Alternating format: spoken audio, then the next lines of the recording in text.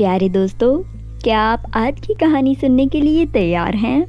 तो चलें आज की कहानी शुरू करते हैं। बहुत समय पहले की बात है। राजनपुर नाम के एक गांव में रचना अपने पति के साथ रहती थी। रचना और मुकेश की शादी को 10 साल हो गए थे। इतना अरसा बीतने के बाद भी अभी तक उनको संतान सुख की प्राप्ति नहीं हुई थी। इस कारण रचना और मुकेश बहुत उदास रहते थे। जब रचना गली मोहल्ले के बच्चों को खेलता देखती तो उसकी आंखों से आंसू आ जाते और हमेशा रोने लगती। वो हमेशा भगवान से एक ही प्रार्थना करती थी, हे भगवान, आपने मेरे साथ ऐसा क्यों किया?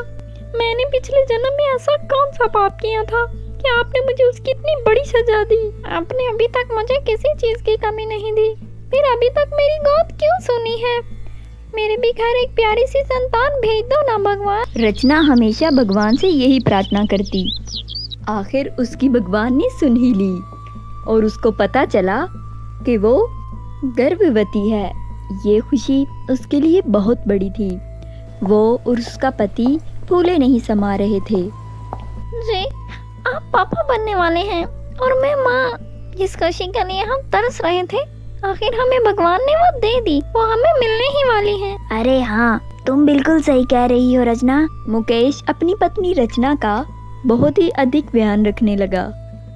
देखते ही देखते 9 महीने गुजर गए और रचना ने एक बहुत ही प्यारी सी बच्ची को जन्म दिया। उन दोनों ने मिलकर उस प्यारी सी बच्ची का नाम अंजू रखा।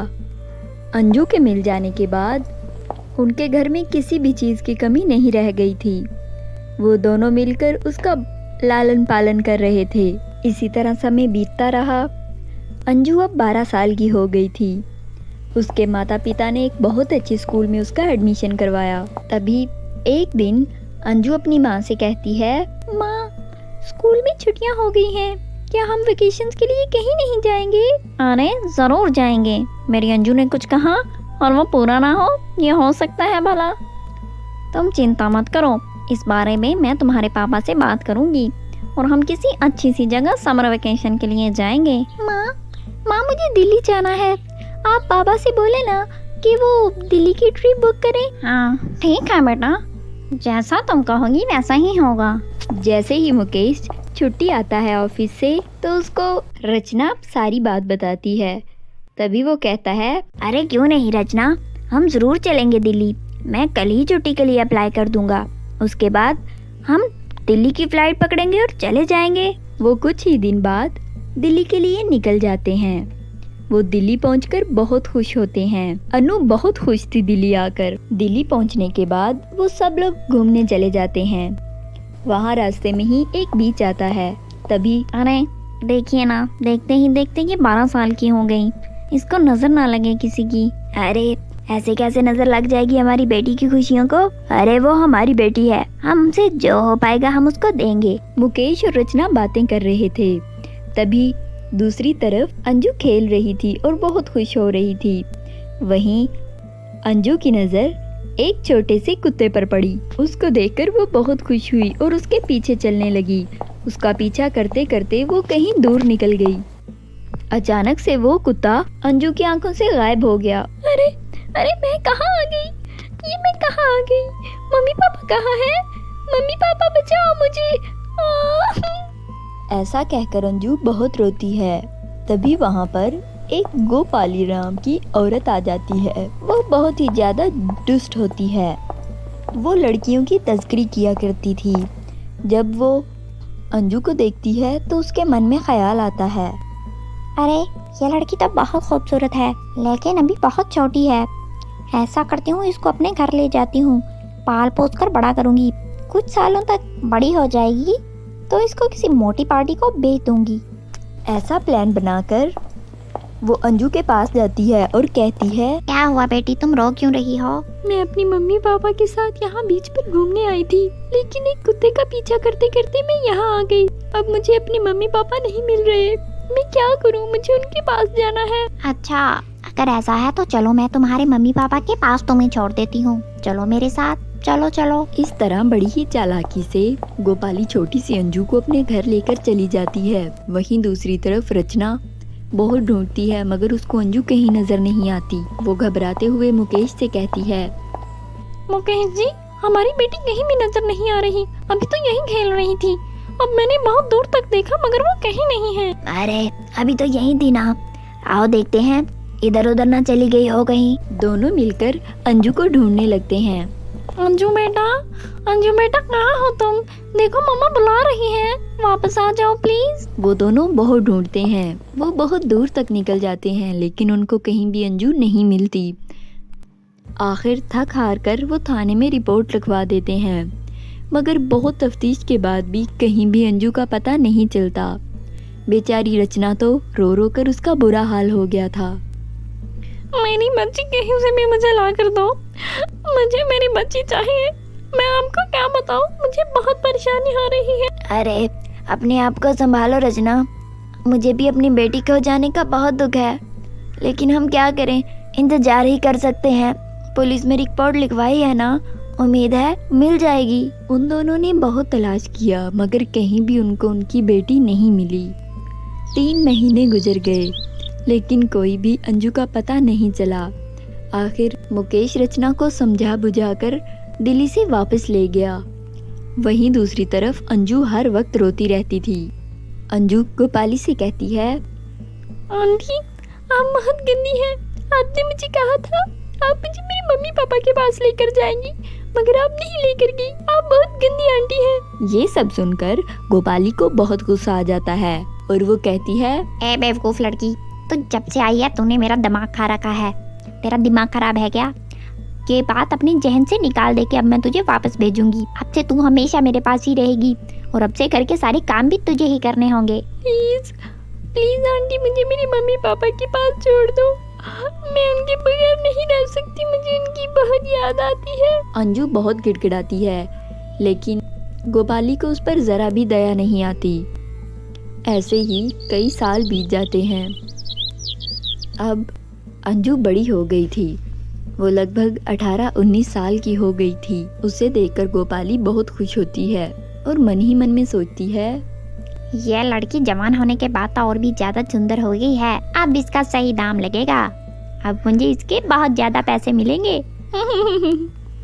ऐसा सोचकर गोपाली किसी बंदे को फोन करती है और कहती है, कैसे हो भाई साहब? आज मैंने बहुत ही ताजा और फ्रेश माल के लिए फोन किया है। फिर गोपाली अंजू के बारे में सारी बात उस बंदे को बताती है। भाई साहब माल तो तैयार है, मगर मैं इस लड़की के कम से कम 18-19 लाख रुपया लूंगी आपसे। अरे बहन, तुम चिंता क्यों करती हो? तुम फिक्र मत करो। अगर हमें लड़की पसंद आ गई तो हम तुम्हें 22 लाख रुपया देंगे। अरे ये तो बहुत अच्छी बात है। आप कल मेरे घर पे आ जाना, वो मेरे ही घर में रहती है, आकर देख लेना। ऐसा कहकर गोपाली फोन काट देती है। बेचारी अंजू इन सारी बातों से अनजान थी। अगले दिन वो आदमी उनके घर आ जाता है। अंजू, ये हमारे खास मेहमान हैं, चलो इनके लिए चाय पानी लेकर आओ। अंजू चली जाती है और रसोई घर में जाकर उसके लिए चाय बनाने लगती है। तभी वो आदमी कहता है, अरे ये लड़की बहुत खूबसूरत है, ये लो पूरे 22 लाख का चेक। ये लड़की मुझे ही चाहिए। अरे ये भी मैं बता रही थी आपको कि ये लड़की, इस पे मैंने बहुत मेहनत की है। ये 12 साल की थी जब मैं इसको उठाकर लाई थी, आप देखो 19 साल की हो गई है। बहुत खर्च किया है मैंने इस पे। चाय लेकर आती अंजू ये सारी बातें सुन लेती है और बहुत ही डर जाती है और बहुत ज्यादा हैरान होती है। वो चाय देकर वहाँ से चली जाती है और सोचती है, हे भगवान, ये औरत तो मुझे बेचने का सोच रही है। मेरी मदद कीजिए भगवान, मैं क्या करूं? मुझे इससे पहले यहाँ से भाग जाना चाहिए। फिर मुझे नहीं पता मैं कहाँ जाऊंगी। आप मुझे रास्ता दिखाइएगा, मगर कुछ भी करके मुझे यहाँ से भागना होगा। ऐसा सोचकर अंजू घर के पिछले रास्ते से निकलकर भाग जाती है। वो भागते भागते बहुत दूर निकल आती है। जब इस बात का पता गोपाली को चलता है कि अंजू उसके घर से तो भाग चुकी है तो उसको बहुत गुस्सा आता है। अंजू ये बात अच्छी तरह से जानती थी कि गोपाली इतनी आसानी से उसको जाने नहीं देगी, इसलिए वो बहुत परेशान होती है। मगर वो भागती रहती है और भागती भागती जंगल की ओर निकल जाती है। वहीं वो जंगल में जाकर एक गुफा में छुप जाती है। तभी कुछ ही देर बाद वहाँ गोपाली भी आ जाती है। गोपाली को देख अंजू के होश उड़ जाते हैं, मगर वो वहाँ चुपचाप छुपी रहती है। पता नहीं ये लड़की कहाँ चली गई। इसको क्या पता कि मेरा कितना नुकसान होगा अगर ये ना मिली। जाने कहाँ चली गई है, इस तरफ देखती हूँ। ना कहकर गोपाली जंगल की दूसरी ओर निकल जाती है, लेकिन अंजू वहाँ बैठे बैठे बहुत डरती है और बैठे बैठे ही उसको वहाँ रात हो जाती है। रात होने के बायस वो बहुत ज़्यादा डरती है वहाँ पे।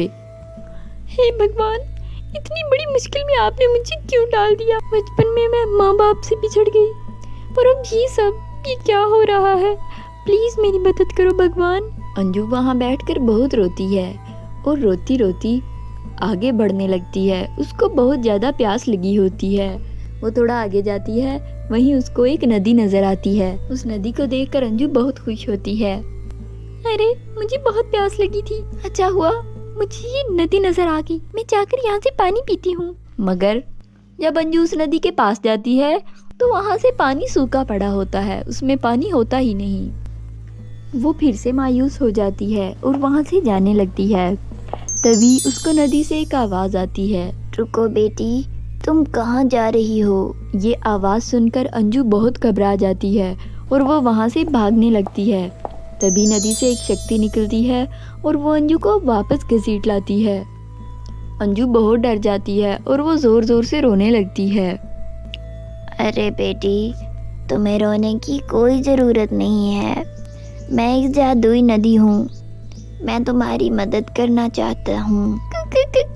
कैसी मदद? पहले तो तुम्हें प्यास लगी है ना, मैं सबसे पहले तुम्हें पानी दूंगी। नदी जैसे ही ये बोलती है तो वो पानी से भर जाती है। ये देखकर अंजू बहुत खुश होती है और वो जी भर कर पानी पी लेती है। आपका बहुत शुक्रिया नदी, आप बहुत अच्छी हो। मुझे अपनी मम्मी पापा के पास जाना है। मैं जब छोटी सी थी तो मैं उनसे बिछड़ गई थी। अरे तुम चिंता मत करो बेटी, मैं तुम्हें जादुई आईना और जादुई लहंगा देता हूँ। जादुई लहंगा तुम्हें घर पहुँचाएगा और जादुई आईना गोपाली की असलियत सामने लाने में तुम्हारी मदद करेगा। ये सुनकर अंजू बहुत खुश होती है और ऐसा कहते ही वहीं नदी से एक जादुई लहंगा और आईना निकलता है। अंजू जल्दी से वो लहंगा पहन लेती है और आईना अपने हाथ में ले लेती है। लहंगा पहनते ही अंजू वहाँ से गायब हो जाती है और सीधा अपने असली माता पिता के पास पहुँच जाती है। वो देखती है कि हर जगह उसकी तस्वीरें लगी हैं। उसके माता पिता बहुत उदास बैठे हैं। तभी वो अपने माता पिता के पास जाती है और कहती है, माँ देखो माँ, मैं आ गई। मैं आपकी अंजू हूँ माँ। रचना और मुकेश अपनी बेटी को देखकर बहुत खुश होते हैं। वो खुशी से फूले नहीं समाते। तभी उस जादुई आईने की वजह से अंजू अपने माता पिता को सारी बात बताती है। उस जादुई आईने से गोपाली के किए गए सारे अत्याचार उनको नजर आने लगते हैं। ये सब देखकर अंजू के माता पिता को बहुत होश आता है। वो जादुई आईना लेकर पुलिस के पास चले जाते हैं और वहाँ पुलिस को सारी सच्चाई बताते हैं। पुलिस अंजू और उसके माता पिता के साथ फौरन गोपाली के घर पहुँचती है। गोपाली पुलिस को देखकर बहुत घबरा जाती है। तभी रचना कहती है, इंस्पेक्टर साहब, इस औरत को कड़ी से कड़ी सजा दीजिए। इसने मेरी बेटी की तरह जाने कितनी बेटियों के नसीब खराब किए होंगे और उनको इस तरह जलील किया होगा। पुलिस गोपाली को अरेस्ट करके ले जाती है। इस प्रताप नदी के अनोखे लहंगा और आईने के बायस अंजू अपने माता पिता के पास पहुंच जाती है और अब वो लोग अपना जीवन हंसी खुशी व्यतीत करने लगते हैं। तो प्यारे दोस्तों, कैसी लगी आपको हमारी आज की कहानी? हमें लाइक और कमेंट करके ज़रूर बताइएगा। मिलते हैं नेक्स्ट कहानी में। तब तक आप अपना ख्याल रखिए। बाय बाय दोस्तों।